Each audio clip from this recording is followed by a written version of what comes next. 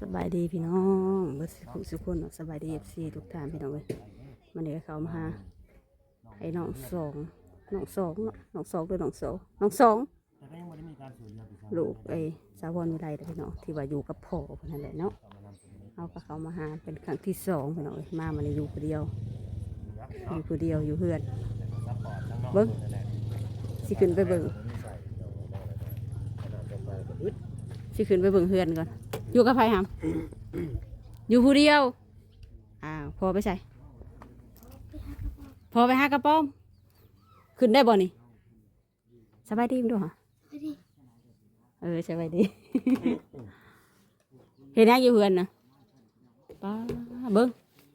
คือมาตันไว้คักแท้นี่ ตายโอ้ย อันใด ตาขึ้นเลย ห่วยชองเบิ่งนี่ได้เห็นเด้อสาวหำนี่แหละบนอยู่บนนอนพี่น้องเอ้ยบนอยู่บนนอนป้าคือบ่มีถ้วยมีบวงมีอีหยังเลยเนาะเป็นอึกตึกอยู่พี่ลงมาหลุมเห็นมั้ยกินข้าวอะไรนี่กินแล้วโอ้ไปหากระปอมไปแต่เช้าผู้บ่ที่เคยนอน ไปแต่เช้าผู้ยังบ่มาไปลงมา ไม่มาขาม ลงมาแล้ววะลงมาพี่หำ ก็จะลงแล้วเนี่ยพระจะขึ้นไปรู้ว่าจอยจะขึ้นก็ขึ้นรถแล้วจอยเลยไปจำรวจด้วยหาจอย คือบ่มีหยังขึ้นเงินขึ้นได้โยน ขึ้นรถระวังเงินเขาเสียได้เนาะ วันนอนสบายดีหั่น เงินเขาเสียได้เขาว่าโอ้ย ลงมือได้ไหมเออลงมาได้ไหม ลงมาพี่ ลงมาเด้อ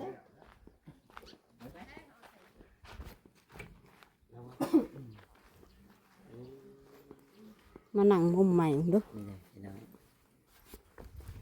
เดี๋ยวอยู่บนเก่าได้หมอนี่ นี่มาอยู่ทางไหนมาพี่มาพี่ อันนี้เสื้อก็ตั้งแต่เมื่อกี้ นั่งแล้ว เสือกับส่งแต่มือนั่น ยังบ่ได้เปลี่ยนเลยบ่ เอาเกิดมานั่งนะ ยังบ่ได้เปลี่ยนเลยบ่เสือนะ มันบ่มีเปลี่ยนมาแล้วเนาะครับ อาบอยู่น้ำนะอาบน้ำอยู่บ่ โดยว่านะแม่เออเพันถามก็ต้องโดยตัว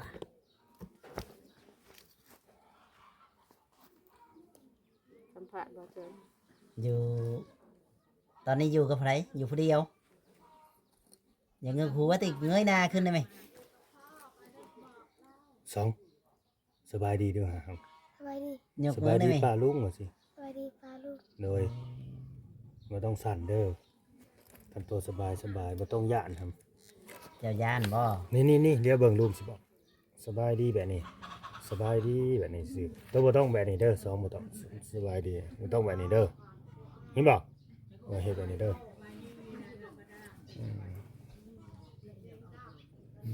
บ่ได้เรียนหนังสือเลยบ่ตัวน่ะ เยี่ยม เรียนจบปอใดหั่น ปสาม โอ้ มันยังได้เรียนฮอดป เขียนชื่อเป็นอยู่บ่ เป็นบ่ อ่านตัวล่างออกอยู่นี่ บ่เป็น ป3ซื่อๆบ่จัก .3 ยังเข้าอยู่บ่ตอนนี้นะยังเรียนอยู่อ บ่ อก ได้ แล้ว เรียน มึงดูพี่น้องไว้เสื้อผ้าแต่มื้อน่ะพูด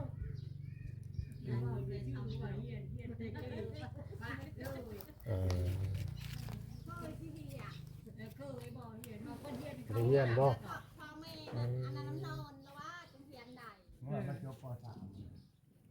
พอจะเอาไปใช้แนวนี้นะฮะพอไปใช้หากระปอม จะอยู่สองคนก็พอบ่กินข้าวกับหยังอยู่กับพอนะแต่ละมื้อ กินเกลือ กินเกลือ เอาเลย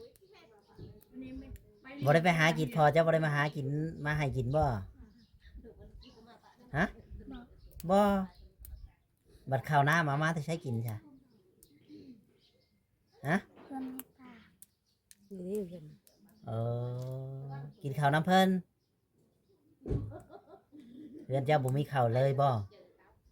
มีเลยบ่มีฮัดข้าวกิน แต่ละมื้อไปขอกินน้ำเพิ่นเพิ่นบ่ให้บ่ ฮะเพิ่นบ่ให้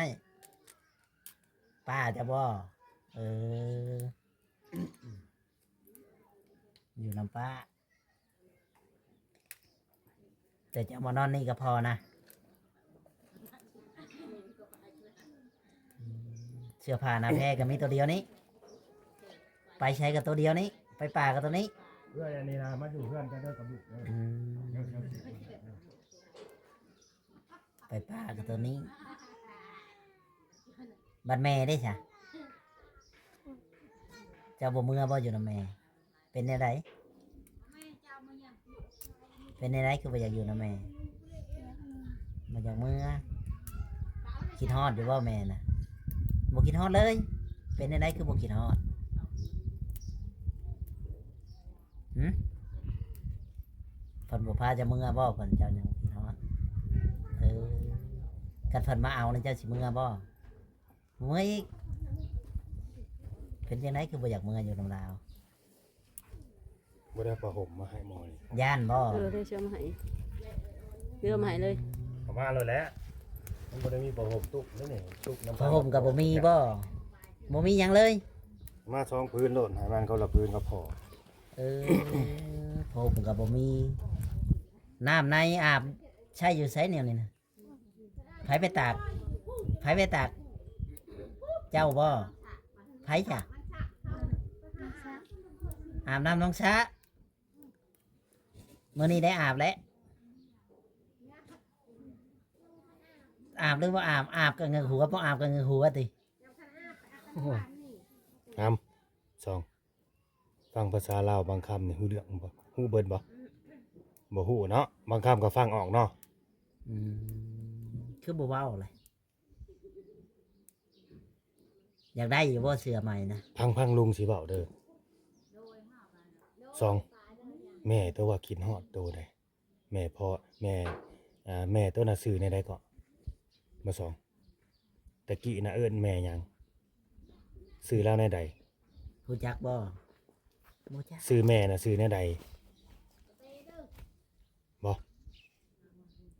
เดี๋ยวนี้ว่าซื้อพรวิไลน่ะแม่นอยู่บ่แต่ซื้อก็พอกับอยู่กับมันอยู่นํกันน่ะซื้อหยังซื้อโกยซะบ่ สิกุยที่ใช้เขาเอื่นในบ้าน ในบ้านนี่ซื้อในใดแม่ตัวน่ะบอยแม่บักซองนี่แต่อยู่ในบ้านนี่ซื้อในใดเอิ้นซื้อกันในใดโบย ก็ซื้อเก่าอยู่บ้านนั้นกำลังกุยอยู่ โบยแม่นบ่ครับ ซื้อโบยกำลังเขาก็เอื่นซื้อนี่ แม่โบยนะยะว่ายังให้โตนะเมื่ออยู่นํตัวสิเมื่อบ่เขามีเฮือนหลังใหม่ได้เฮือนหลังใหญ่ได้แม่ตัวมีเฮือนหลังใหม่เลยได้เห็นแล้วบ่เฮือนแม่น่ะฮะบ่คิดจักเมื่อเลยบ่ บ่คิดเลย คิดฮอดอยู่บ่อายนี่อายน้อง บ่คิดฮอดไปเลย พ่อได้ใช้คิดฮอดอยู่บ่ถ้าบ่อยู่นำพ่อหั่นดิ บ่คิดฮอดพ่อ พ่อเลี้ยงเนาะ เออ สองพ่อเคยตีตัวอยู่บ่บ่เคยหาอยู่ แพงอยู่บ่พ่อนี่แพงบ่ดีแม่ก็พ่อแพงไผกับกัน แพงหำ แพงพ่อหรือแพงแม่ บ่ แพ จัก งบ่มันบ่เข้าใจคำว่าแพง บ่จักคือบ่เข้าใจภาษา เราบ่ฮู้เฮ็ด เอา ได้ ผ้าห่มนี่มีอยู่บ่ผ้าห่ม เอาว่า เอา นก ขอบใจ เออ ขอบใจเด้อว่าสิ แต่ละ เออน กสาวติ ผู้ละพื้นกันพ่อเจ้า พอดีแหละมันนั่นแบบว่า มันยังฮ้อน มันบ่ฮอดเด้ ยามฮ้อน ยามฮอดพี่น้อง กู เอ้ย ห่มพอดีห่มเลยบัดนี้ มันบ่ฮ้อนพอดีห่มผู้เดียว หมดช่องนะ นะ ผมคนละพื้นหมด คนละพื้นได้จ้ะ โอ้ พ่อ โห กับพ่อพื้นหนึ่งแม่ลูกพื้นหนึ่ง เดือนเหลือตังค์บ่ได้มีช่าง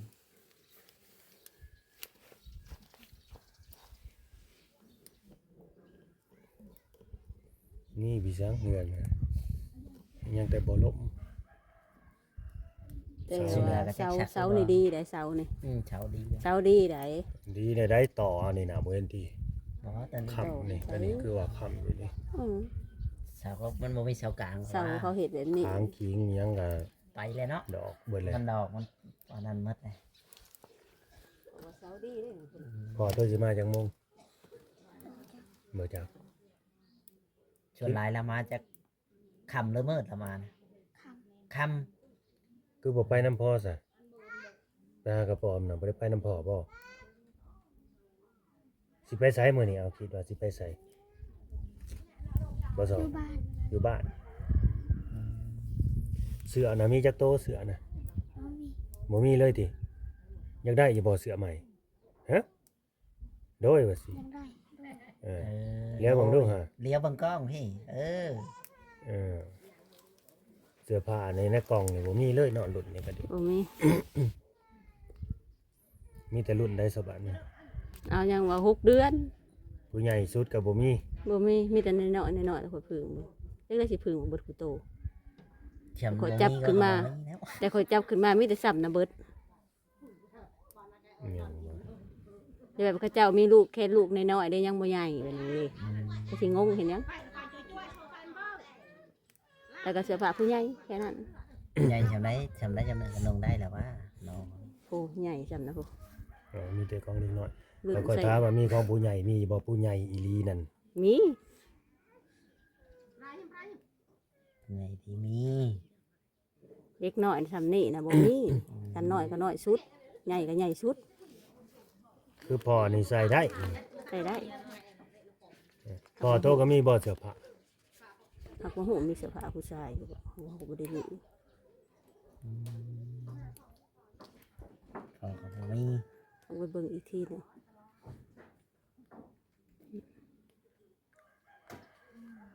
เราเป็นโบปากเนาะ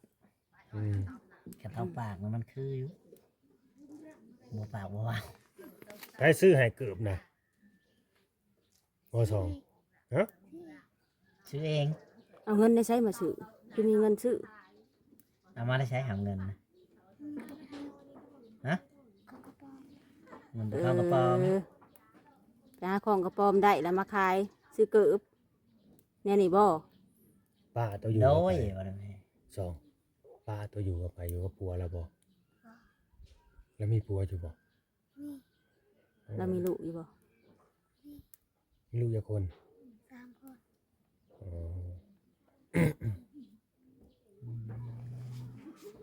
ไปกินข้าวอยู่ไสนี่ฮะบ่ถาม พี่ ป้า เงยหน้า ว่า ขึ้นมาเอ ถา อ มป้าว่ามันบ่ได้มีข้าวมีน้ำกินได้แล้วอ่ะพากันไปกินข้าวอยู่ไสบ่ กินใช้ห เงินป้า ำเงินป้า อืมน้ำป้าอืดข้าวอืดน้ำคือกัน จากลูกเรารวมทั้งเรา5 6 7ป้า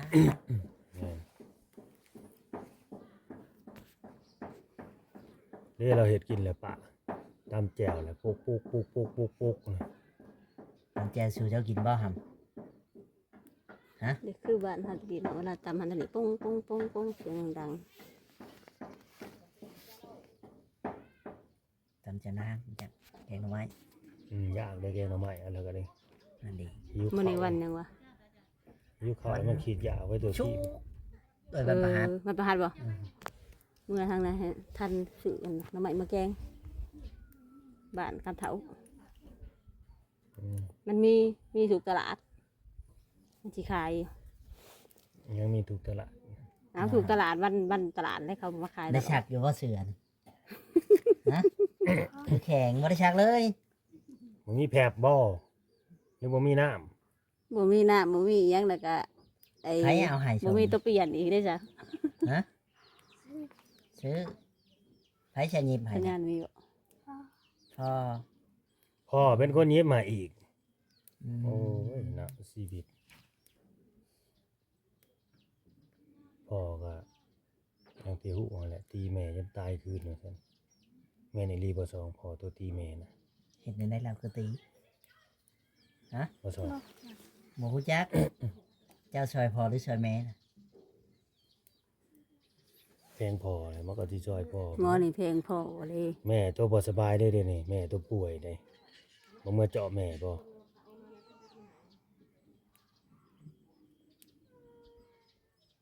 ดีใจอยู่ได้ผ้าห่มนี่ ดีใจบ่หำโดยตัว โดย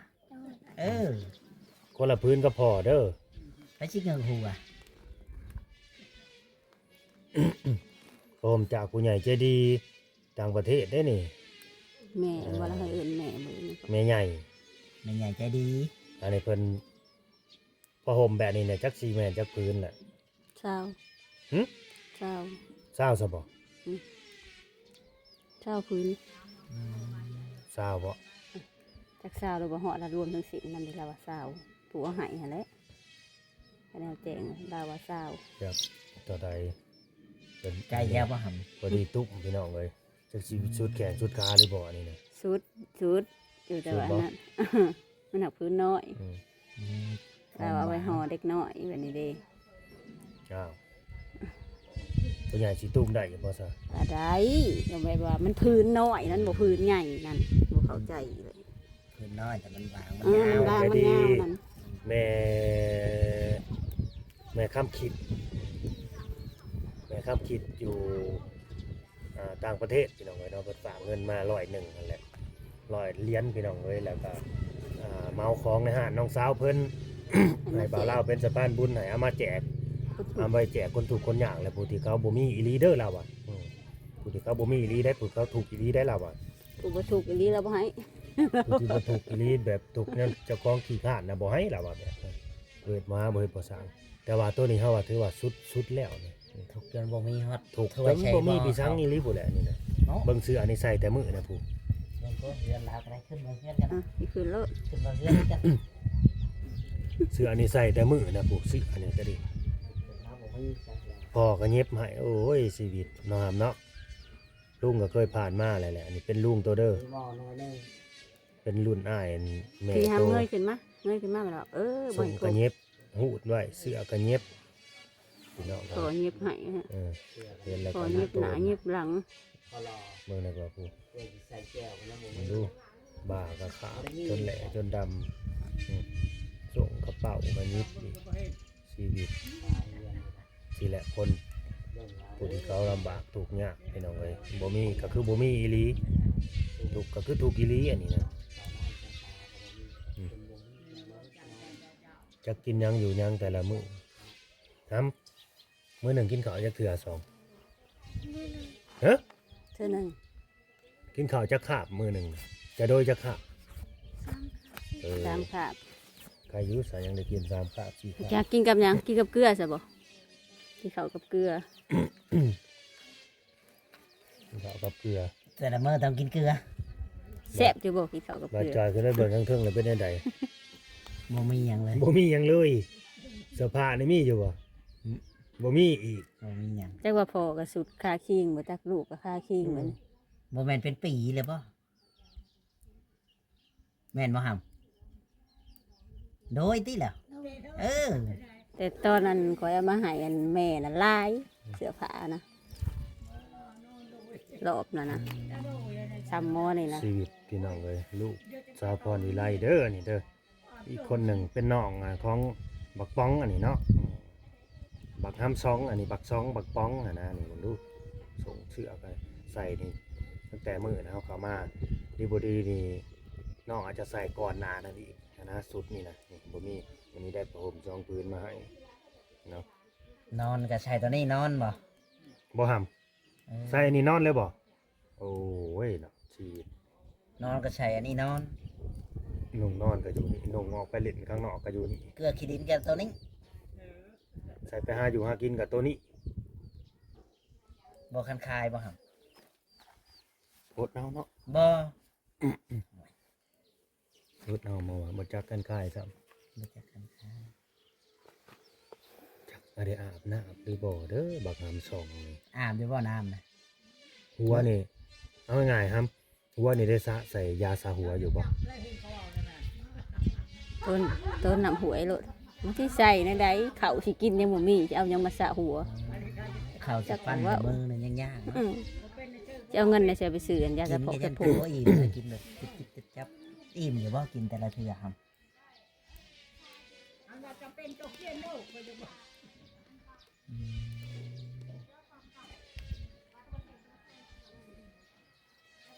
ฝากในเด้อผู้รักผู้ใหญ่จะดีจะบุญเนาะแต่ก็มีข่าวดีก็มาได้แหละเพราะว่า มีทางผู้ใหญ่เพิ่นว่าอีหยังอยากซื้อเสื้อผ้าว่าซั่นเนาะอยากซื้อเสื้อผ้ามาให้แล้วก็ซื้อเกิบบ่หรืออีหยังนี่แหละประมาณนี้เนาะเพิ่นแจ้งมาแล้วเนาะอ่า บ่ซื้อข้าวให้น้องเลยบ่ บ่เขานี่บ่มีเด้อยังบ่มีพี่น้องก็ยังบ่มีผู้หลักผู้ใหญ่คนใด คันเขาเนี่ยเขาก็ต้องไปซื้อหมอหนึ่ง สนับสนุน หมอหนึ่งอวดแต่ยังเบิดเดือนนี้นะ แม่นั่นแหละ ผมบ่ได้มีอิหยังเลย ปวดก็ยังบ่มี เป็นหนึ่งข้าวอยู่ใส่สหำซองข้าวเป็นหนึ่งกินอยู่ใส่น้ำป่าอย่างเดียว พี่กินน้ำปลา อาศัยกินน้ำป่าเนาะ ใส่กินน้ บัดพ่อได้สักพี่กินได้ใส่ ำพอได้ใช้พอจะกินอยู่ใช้ พ่อก็กินน้ำปลาบ่อืม กินน้ำกันนะ โอเคตามนั่นแหละพี่น้องเนาะสิได้จบคลิปไปซ้ำนี่แหละขอบคุณเด้อผู้หลักผู้ใหญ่ใจะดีใจะบุญแล้วก็ทางป่าใหญ่เพิ่นให้เพิ่นดูดีมีแห้งสุขภาพแข็งแรงเป็นลำเป็นรวยขึ้นกว่าเก่าเด้อเนาะ เนาะสบายดีเด้วยหำเป็นว่า เอาสบายดีบ่ครับโดยสบายดี